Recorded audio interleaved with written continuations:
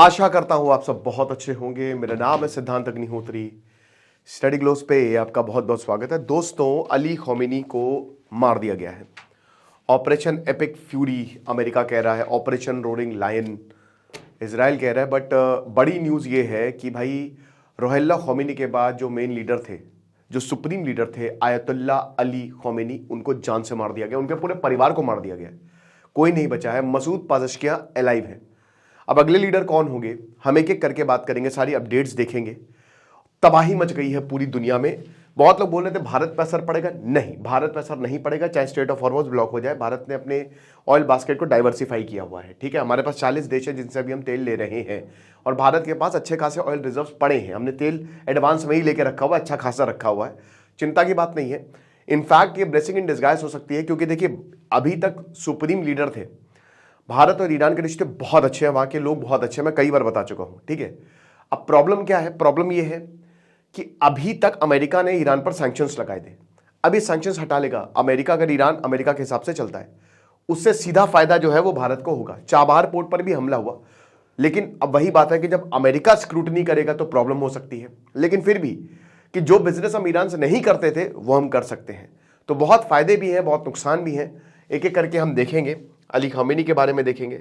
बता दो कि आज दोस्तों क्लास होने वाली है मास्टर चैट जीपीटी की। मेरे भाई, कोर्स को अवेल कर सकते हैं आप। आज रात 8 बजे क्लास होगी। सो आज लिटरली आखिरी दिन है। ठीक है, और होली सेल हमारी लाइफ है। Holi 40 code coupon code use करें, सारे कोर्सेज पे 40% ऑफ। तो भाई देखो, सबसे पहले तो तबाही मच गई है। मतलब हमने ये नहीं सोचा था कि यूएई पे हमला होगा। दुबई, जो दुनिया का कहते हैं ना कि सब दुबई भाग रहे हैं, दुबई की केस स्टडी हो गई है। पाम जुबैरा, वहां पे मिसाइल गिर गई है।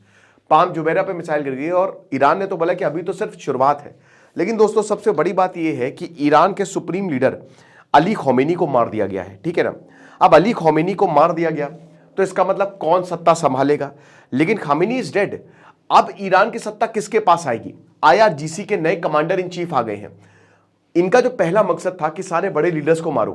प्रिसाइज हमला मैंने कल बोला भी था आपको, कल जैसे ही हमला हुआ था, कि ये मोसाद है भाई। मोसाद और सीआईए का जॉइंट ऑपरेशन है। ठीक है, फर्स्ट लाइन ऑफ डिफेंस होती है इंटेलिजेंस। आप कुछ नहीं उखाड़ सकते। बहुत जबरदस्त इंफॉर्मेशन। 200 लोग मारे जा चुके हैं दोस्तों ईरान में, 700 से ज्यादा घायल हैं। 40 दिन की स्टेट मॉर्निंग है। अब देखेंगे मोताब खौमेनी आते हैं कि हुसैन खौमेनी आते हैं, जो ग्रैंडसन है रुहुल्लाह खौमेनी के, है ना, उनके पोते हैं। कौन आता है आयत अली खौमेनी की जगह लेता है। लेकिन अब जो भी लेगा, क्लैरिक सर्वाइव कर भी पाएंगे कि नहीं? आयतुल्ला जो है, जो सुप्रीम लीडर्स हैं, उसके नीचे सब कुछ आता है। आईआरजीसी भी उनके नीचे, उनको बचाने के लिए ही काम करता है। हर 8 साल पे आयतुल्ला चुने जाते हैं। ये ग्रुप है एक तरीके से। प्रेसिडेंट 4 साल के लिए चुना जाता है। प्रेसिडेंट के पास भी उतनी पावर नहीं है, क्योंकि भाई जो आयतुल्लाज हैं, उन्होंने ही तो इस्लामिक रिजीम को बनाया, तो जाहिर सी बात है उनके पास सारी पावर रहेगी। अब देखिए, ट्रंप ने बोला है कि देखिए, this is not only the justice for the people of Iran. उन्होंने बोला कि ईरान के लोगों उठ खड़े हो जाओ, लो तुम्हारे लिए हमने कर दिया, मैदान साफ है, आ जाओ प्रोटेस्ट कर दो, एक बार फिर से प्रोटेस्ट करो। अब ये देखिए, मैंने क्या कल बोला था कि टैक्टिकल ब्लंडर हो सकती है अमेरिका के लिए, क्योंकि Iran will never tolerate America. ठीक है, यही प्रॉब्लम थी भाई। ब्रिटिशर ने बार बार वो जो है तेल पे जो क्या कहते हैं कमीशन बढ़ाते रहते थे, बट उससे मतलब नहीं था। यहां पे लोग जो है वो परेशान हो गए थे। ये हिस्ट्री रिपीट्स इटसेल्फ। आप कहते हैं ना कि इतिहास क्यों पढ़ना जरूरी है, कि आप उसको रिपीट ना करो, बट वो रिपीट होता हुआ दिख रहा है। बट दोस्तों, इसमें चारा कुछ था नहीं। प्रॉब्लम ये है कि मिसकैलकुलेशन हुई है, तगड़ी मिसकैलकुलेशन हुई है।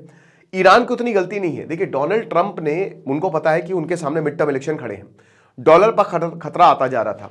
ईरान जो है चाइना और रशिया से ज्यादा क्लोज हो गया था। ईरान और ज्यादा प्रॉक्सीज बना रहा था। इजराइल परेशान था भाई। उस इजराइल को पता है कि भाई जिस दिन न्यूक्लियर वेपन आया हम गए काम से। और ये रिपोर्ट थी, कॉन्फिडेंशियल रिपोर्ट थी इंटरनेशनल एटॉमिक एनर्जी एजेंसी की, कि इनके पास न्यूक्लियर रिजर्व है और इन्होंने ये छुपा के रखा हुआ है, तो अभी हमला कर दीजिए। तो डोनाल्ड ट्रंप भाई वैसे भी हमलावर आदमी है, उनको तो मजा आती है कि जहां पे हमले उनके कान खड़े हो जाते हैं। ये हिसाब किताब है। तो वही बोला कि देखिए, सबके लिए जस्टिस है, बहुत बढ़िया है। और खौमेनी जो है और जितने भी ठग्स है उनको हमने मार दिया है उनको। अब देखिए, वैसे तो अभी तक ईरान ने वैसे कंफर्म कर दिया, पहले तो कंफर्म भी नहीं कर रहे थे, बट ये बिल्कुल अब पक्की खबर हो गई है कि अली खौमेनी ने उनके पूरे परिवार को मार दिया है। स्ट्राइक जो हुई है ना, मतलब समझिए कि कोई बचेगा ही नहीं, ये हालात हो गए हैं। अब बड़ी बात यह है कि क्या लोग सड़कों पे आएंगे? इन सबके बाद प्रोटेस्ट हुए, ये अच्छा मौका है, बट मैंने क्या बताया कि अगर ऐसा कुछ होगा, देखिए ईरान के लोग नेशनलिस्ट हैं, अगर उनके लीडर पे बात आएगी, उनका लीडर कैसा भी हो, शायद वो सड़कों पे ना आ भी जाए, ठीक है, लेकिन ज्यादा पॉसिबिलिटी यही है कि वो अमेरिका के खिलाफ खड़े हो जाए कि आप कैसे हमको जो है वो डिक्टेट कर सकते हो। ये चीज है, हम अपने घर का मसला जो है हम संभालेंगे। तो ऑपरेशन एपिक फ्यूरी, पेंटागन ने तो इसको यही बोला है। इजराइल कह रहे कि ऑपरेशन रोडिंग लायन है, जो भी ऑपरेशन, उससे फर्क नहीं पड़ता। फर्क ये पड़ता है कि भाई हर देश पर हमला कर दिया है, हर देश पर, हर गल्फ कंट्रीज पर, 8 देशों पर हमला किया मिला के।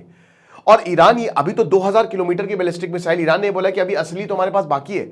अब यार क्या न्यूक्लियर वेपन इन्होंने वैसे ही बना लिया है?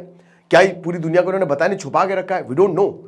बट 2000 किलोमीटर की लिमिट अभी ईस्टर्न यूरोप इनके रडार पे है। ईस्टर्न यूरोप पे खैर हमला नहीं करेंगे, बट गल्फ तो, कोई भी गल्फ कंट्री जितनी भी आपको दिख रही है ना, ये सऊदी अरब हो गया, ओमान बहुत ज्यादा उछल रहे थे कि भैया कि हमने तो चलो बात करवा दी। ओमान कह रहा था कि जेनेवा में टॉक्स हो गई हैं, और जेनेवा में टॉक्स होने के बाद हमने सारी बातें करवा दी हैं, बहुत जल्द जो है वो डील होने वाली है अमेरिका ईरान के बीच में। ये नप गए। यूएई, दुबई, सोचिए दुबई। हाँ, अजीब बात है ना कि स्टेबिलिटी चाहिए तो इंडिया ही है भाई, चाहे जो भी जितनी भी प्रॉब्लम्स हो। बट आप अब देखिए कि जो जवाहरलाल नेहरू की नॉन अलाइनमेंट पॉलिसी थी वो कितनी शानदार रही है। ये नॉन अलाइनमेंट पॉलिसी है ना, सल्यूट करिए जवाहरलाल नेहरू को। और जो हमारे इंटरनेशनल रिलेशंस है कि हमने साइड नहीं चुनी, वरना प्रॉब्लम हो सकती थी हमको भी। तो ये देखिए कि ये जो नॉन अलाइनमेंट पॉलिसी की वजह से कि हम किसी के साथ में, हमने अपनी ताकत को भी बढ़ाया, और अब हम उस पैमाने पे कि भारत को हमेशा, दुनिया को भारत की जरूरत रहेगी, हमेशा जरूरत है। एक तो मार्केट है, ऊपर से ज्योग्राफी ऐसी है, हर तरीके के लोग रहते हैं, मुस्लिम्स भी यहाँ पे इतने सारे हैं कि भाई मुस्लिम इंटरेस्ट भी यहाँ पे इंटैक्ट है। और इसी नॉन अलाइनमेंट की वजह से हमने अपने आप को डाइवर्सिफाई किया, और भारत पे कभी कोई प्रॉब्लम नहीं आई, कभी नहीं आई, आज तक नहीं आई है। पूरी दुनिया मरी है लेकिन भारत बचा रहा है, ठीक है। तो ये एक बहुत बड़ी बात है, बहुत बड़ी। और उसका रीजन ये भी है ना कि पूरी दुनिया भारत से खरीदती भी थी हमेशा से, तो उसको देखते हुए, कल्चर और हिस्ट्री को देखते हुए ना, हमने अपनी पॉलिसी भी उसी हिसाब से करी है कि अगर कहीं पे हमला हो जाए तो प्रॉब्लम नहीं। अब देखिए कितना डेवलपमेंट था भाई, आपने 10 साल लगा दिए डेवलपमेंट पे, एक मिसाइल लगेगी खत्म हो जाएगा, पूरी बिल्डिंग धड़ाशायी हो जाती है। और ये रिहायशी इलाकों में पाम जुबैरा क्या है भाई, दुबई का बड़ा एम्बिशियस प्रोजेक्ट था, बड़े बड़े लोग यहां पे रहते हैं, कितनों के विला गए होंगे। तो ये चीज है। अब भाई जो रेड क्रेसेंट है वो तो यही बोल रहा है 201 लोग मरे, मुझे लगता है और ज्यादा मरे होंगे, क्योंकि मिसाइलें हर जगह बरस रही हैं, और ईरान भी जो है वो मिसाइलें बरसा रहा है। इनके फॉरेन मिनिस्टर अब्बास अराक्ची ने बोला है कि देखिए अनप्रोवोक्ड, इलीगल और एब्सोल्युटली इलेजिटिमेट है। अब बात यह है कि भाई बातें होनी चाहिए, तुरंत ईरान को इनिशिएट करना चाहिए। ईरान भी रिस्पॉन्ड कर रहा है भाई। ईरान की जो मिलिट्री, अब हालांकि उनकी एयर डिफेंस कुछ है नहीं, बट जो भी मिसाइलें हैं ईरान की ना, अंडरग्राउंड मिसाइल सिटीज है, ठीक है। उन्होंने बहुत सारी जो है ड्रोन से मारे हैं, मिसाइल मारा है हर जगह। और अब देखिए मैं आपको अमेरिका की फैसिलिटी, सबसे पहले बहरीन, भाई बहरीन में अमेरिका नेवी का 5th फ्लीट है ना।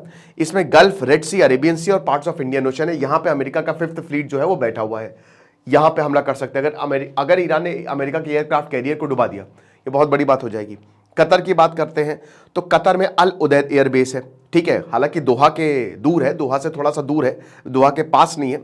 फॉरवर्ड हेडक्वार्टर है अमेरिका के सेंट्रल कमांड का, और 10,000 ट्रूप्स यहां पे रहते हैं। सबसे ज्यादा अमेरिकन ट्रूप्स कतर में ही रहते हैं। कुवैत की बात करें तो यहां पे कैंप आरिफान है। अगेन अमेरिका सेंट्रल कमांड जो पूरे गल्फ को देखता है ना, तो वहां पे भी अली सलेम एयरबेस है, 40 किलोमीटर है इराक के बॉर्डर से। उसके बाद यूएई की बात करें तो यूएई में एज सच बेस नहीं है, ठीक है। अब वही तो कह रहे हैं कि दुबई को क्यों मारा, वहां पे अमेरिका का एज सच बेस नहीं है। बट दुबई की बात करते हैं तो यूएई की कैपिटल अबू धाबी से थोड़ी सी दूर, ठीक है, यहां पे आपको अमेरिकन भी डिप्लॉयड मिल जाएंगे। इराक की बात करें तो यहां पे again an Al Asad air base है। सऊदी अरब में तो भाई बहुत सारे अमेरिकन बेसेस हैं, जॉर्डन में भी हैं। तो अमेरिका को सीधा सीधा यहां पे खतरा है। और यहां पे जो ईरान ने अंडरग्राउंड मिसाइल सिटीज बनाई हुई है ना, कि बहुत सारी मिसाइल इन्होंने रखी हुई है, उससे और बड़ा खतरा है। लेकिन सबसे बड़ी बात, अब देखिए अली खौमेनी मर गए, अब फ्यूचर क्या होगा ईरान का, क्या ईरान बदल जाएगा? जवाब है हाँ।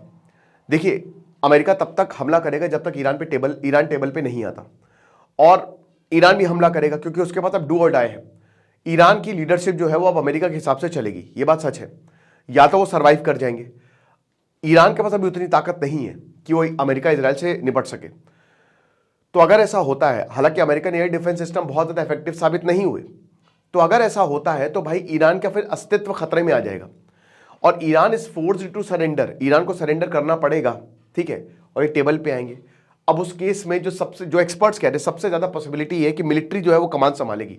जावेद शाह भी आ सकते हैं, डेमोक्रेसी आ सकती है, बट ईरान में कोई डेमोक्रेसी, गल्फ में या वेस्ट एशिया में आपको कहीं डेमोक्रेसी सस्टेन करेगी नहीं, क्योंकि उनका हिस्ट्री रही है कि वहां पे राजा ही रहा है, डिक्टेटरशिप रही है। तो उस हिसाब से ठीक है, अभी जो इनके पास मिसाइलें हैं, है ना, तो वो भाई उससे लगातार हमला तो कर रहे हैं, बट देखेंगे। अब दोस्तों मैं आपको कुछ अपडेट्स बता देता हूं कि क्या क्या हुआ है, जो अपडेट्स आई हैं कि अभी इस दौरान क्या क्या हुआ है। तो सबसे पहली बात, यहां पे जो lead architect of global terrorism is dead, ये रिपब्लिकन्स ने बोला है ना, तो खामेनी मर गए हैं, ये तो बात है ही है। उसके बाद ये जॉइंट ऑपरेशन था, ये तो खैर कल से ही हम इसकी बात कर रहे हैं। और बाकी ईरान जो है वो काफ़ी ज़्यादा गुस्से में है, इन सारे देशों पर हमला जारी है। अमेरिका ने सुसाइड ड्रोन्स, टोमाहॉक मिसाइल्स जो है वो डिप्लॉय कर दी। ये सुसाइड ड्रोन्स है, यानी कि और ज़्यादा हमले बढ़ सकते हैं, हर जगह हमले बढ़ सकते हैं, ये भी आप मान के चलिए। और F-18, F-35 जेट्स जो है इन्होंने रिलीज़ किए। 40 दिन की नेशनल मॉर्निंग ईरान में डिक्लेयर की गई है। और ईरान की स्टेट मीडिया ने भी बता दिया कि सुप्रीम लीडर इज डेड, ठीक है, 86 साल के थे, 86 ईयर्स के थे, और सुप्रीम लीडर इज डेड। फिर उसके बाद अब यहां पे इनकी पूरी लीडरशिप वाइप आउट करने की जो है वो जद्दोजहद है। 7 बड़े लीडर्स, कल तो वैसे भी बहुत सारे लीडर्स, तो 7 बड़े लीडर्स को मार दिया गया है। फाइटर जेट्स लगातार स्ट्राइक्स कर रहे हैं, ठीक है ना, लगातार मिलिट्री टारगेट्स को 4 ही, मैंने कल भी आपको बताया था कि 4 ही इनके अटैक्स का, एक तो इनकी लीडरशिप को खत्म करो, दूसरा इनके न्यूक्लियर जखीरे को मारो, तीसरा इनकी जो मिसाइल फैसिलिटीज है, ठीक है भाई, और चौथा इनका जो मिलिट्री लीडर है उनको खत्म करो। तो भाई वो सभी जो इनके सुप्रीम लीडर है उनको खत्म करो। तो चारों में ही जो है ये सक्सेसफुल होते हुए दिख रहे हैं। अब पूरी दुनिया कह रही है, सऊदी मोहम्मद बिन सलमान कह रहे हैं कि भैया डोनाल्ड ट्रंप से बोला है कि प्लीज थोड़ा सा ध्यान दे, लेकिन on the other hand Mohammed bin Salman ने ये बोला कि ईरान को आप हमला करें। अब मैं बताता हूं, यहां पे मैं ये कह रहा था कि गल्फ डरा हुआ है, बट सऊदी ने बोला है कि आप ईरान पर हमला करें। देखिए सऊदी पे ऐसे हमले नहीं हुए। सऊदी क्यों बोल रहा है ईरान पे हमला करिए? उसका रीजन है कि अगर ईरान पे हमला होगा तो ईरान पड़ेगा बहुत ज्यादा कमजोर, ठीक है, और जब ईरान कमजोर पड़ेगा तो अल्टीमेट लीडर कौन होगा? सऊदी। सऊदी और ईरान ये दो सबसे बड़े, अभी तो कहता है कि हमारे पास मक्का मदीना है, अमेरिका का सपोर्ट है, तो सऊदी अपने आप को इस्लामिक वर्ल्ड का लीडर बताता है, बट ईरान जो है वो लोगों की मदद करता है। भाई गाजा में खाली एक ही उम्मीद की किरण थी, ईरान।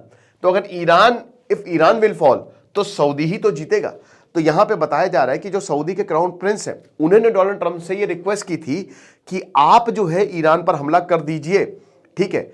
उसके बाद खामेनी की पोता पोती ये मर गए हैं, जो अमेरिका की स्ट्राइक्स हुई हैं, पहले ये मरे थे, ठीक है, और शायद खामेनी छुप भी गया था, बट अगेन बहुत ही प्रिसाइज इंफॉर्मेशन थी। Abu Dhabi airport drone strikes हुई हैं, इसमें एक घायल है। प्रॉब्लम क्या है ना कि जो ईरान की मिसाइलें वो हर जगह गिर रही हैं, वो कहीं पे रिहायशी इलाके में गिर जा रही हैं, लोगों के ऊपर गिर जा रही है, एयरपोर्ट पे गिर जा रही है। ये बड़ी दिक्कत है कि ईरान जो है ना, वो ईरान प्रिपेयर था, उसको पता था, उसने सारी मिसाइलें रेडी रखी थी। अटैक की तुरंत बाद जो है, जैसे ही अमेरिका ने अटैक किया ना, विद इन 1 आवर ईरान ने मिसाइलें लॉन्च कर दी थी, ठीक है। तो प्रिपेयर तो था कि उसको कैसे करना, बट उसने हर जगह कर दिया। अब भाई क्योंकि सुप्रीम लीडर मर गए, अब भाई मैं तो यही बोलूंगा, मैं तो क्या, खैर आप वही कह रहे कि तुरंत अमेरिका से कांटेक्ट करिए और सिद्ध करो कि बोली कि बातचीत करने के लिए तैयार है, ठीक है, अपनी ताकत बढ़ाइए, बट फिलहाल यही है। उसके बाद बता दूं कि नहीं, ठीक है। फिर ईरानियन अथॉरिटीज ने बोला है कि मिनाम स्कूल है, वहां पे हमलावर 108 लोग जो है वो मारे गए हैं। और ईरान की भी जो स्ट्राइक हुई है उसमें भी एक मारा गया है, 22 लोग इंजर्ड है तेल अवीव में, ठीक है, जो कैपिटल है इजराइल की, वहां पे। तो यही चीज़ है। और उसके बाद भाई इजराइल तो हमेशा से आपको पता ही है कि प्रॉब्लम में रहता है, उधर हिजबुल्ला हमला कर रहा है, हुतीस, हर कोई फुल ऑन अटैक जो है यहाँ पे इजराइल अमेरिका के ऊपर जो है वो दागा गया है। ओके, दुबई एयरपोर्ट को काफ़ी डैमेज हुआ है। दुबई एयरपोर्ट जो दुनिया का सबसे मॉडर्न एयरपोर्ट है उसको डैमेज हुआ है। दुबई पे हमला किसी ने नहीं सोचा था, 4 इंजर्ड हुए हैं। ये अभी तक आप ये मान के चलिए कि अभी तक का सबसे बड़ा अटैक है 2000, मतलब इस दशक का जो शुरुआत, इससे बड़ा अटैक नहीं हो सकता। और कहीं ना कहीं पूरे देश ना इन्वॉल्व हो जाए, ये भी डर है, ठीक है। तो ये सारी चीज़ें हम बात करेंगे। बाकी सेलिब्रेशन इरप्ट हुए हैं, मतलब लोग जो हैं वो बहुत खुश हुए, भाई लोग खुश होंगे, प्रोटेस्ट हुए। अली खौमेनी की दिक्कत ये थी ना कि भाई अभी उनकी इकोनॉमी खस्ता हाल है और लोगों को मतलब परेशान है लोग, ऊपर से फिर ऐसा दमन हुआ ना कि प्रॉब्लम क्रिएट कर दी, तो लोग बहुत खुश हैं और लोग सड़कों पे निकलेंगे, ठीक है, लोग सेलिब्रेट करेंगे। तो ये सारी चीज़ें जो हैं यहाँ पे होने वाली है। बाकी जो जावेद शाह एग्जाइल प्रिंस, उन्होंने बोला कि ये टर्निंग पॉइंट है, आयतुल्लाह की जो मौत हुई है, तो बहुत अच्छी बात है, इट्स ग्रेट थिंग। बाकी डोनाल्ड ट्रंप ने भी बोला है। अब कोई और अपडेट होगी तो मैं आपको ज़रूर बताऊंगा। बट यहाँ पे जो अगला लीडर की बात है तो देखेंगे, एक इनका एक संविधान है जो क्लरिक्स ही डिसाइड करते हैं, उस हिसाब से ही चीज़ें होती हैं। किसी को भी आप लीडर बना दीजिए। अली खौमेनी का ओहदा बहुत बड़ा था, उनकी जगह कोई नहीं ले पाएगा। कोई भी लीडर आए, फिर इजराइल अमेरिका रेडार पे है। इनफैक्ट अब लीडर बनने से शायद लोग डरे भी, ठीक है, हर किसी को अपनी जान प्यारी है। जो भी लीडर होगा उसको पता है कि हम अगले अगले अगले टारगेट है। फिर मिलिट्री क्वाइट अ पॉसिबिलिटी कि वही भाई कंट्रोल ले ले, बट अगेन अगर ऐसा होगा तो शायद लोग उनके खिलाफ हो सकते हैं। बट लोगों का ऑन दी अदर एंड ये भी रिएक्शन सामने आ रहा है कि भाई जो हुआ अच्छा हुआ, कम से कम ईरान में एक नई सुबह आएगी। तो जो भी होगा हम आपको बताएंगे, अपडेट्स हम देते रहेंगे। सबसे पहली अपडेट्स आपको यहीं पे मिलेगी। बाकी आप मास्टर चैट जीपीटी का कोर्स अवेल कर सकते हैं, बहुत ही शानदार कोर्स है और आज रात 8 बजे क्लास होगी। खुश रहिए, पढ़ते रहिए। जैसे सिद्धांत अग्निहोत्री साइनिंग ऑफ।